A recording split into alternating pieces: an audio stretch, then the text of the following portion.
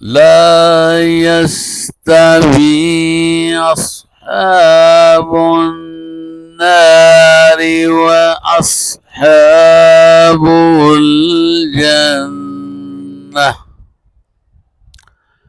نہیں برابر ہیں اصحاب دوزخ اور اصحاب جنت۔ اصحاب الجنت هم الفائزون،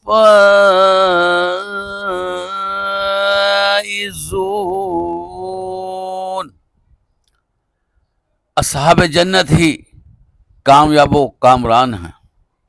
محترم حضرات، سورۃ الحشر آیت 20 آپ کے سامنے، اور آپ نے اس کا ترجمہ سماعت فرمایا۔ اس آیت میں اللہ تعالیٰ نے ایک آرڈر جاری فرمایا ہے، ایک رزلٹ دے دیا ہے، اناؤنسمنٹ کر دی ہے کہ کسی صورت بھی جہنم کے ساتھی اور جنت کے ساتھی برابر نہیں ہو سکتے۔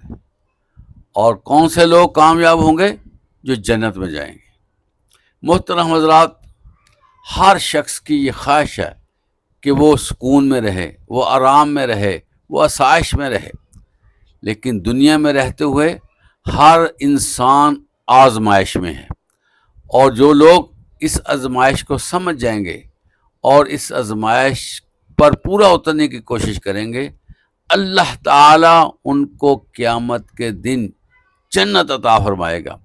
اور جو لوگ اس دنیا میں بھول جائیں گے جنت کا راستہ، اس دنیا میں رہتے ہوئے اللہ کے احکامات پر توجہ نہیں دیں گے، اور جو ان پر لائبلٹیز ہیں ان کو ادا نہیں کریں گے، اور اپنے نفس کی خواہشات کے مطابق زندگی گزاریں گے، ایسے لوگوں کے لیے وہاں پر ناکامی ہوگی اور وہ جہنم کے ساتھی بن سکتے ہیں۔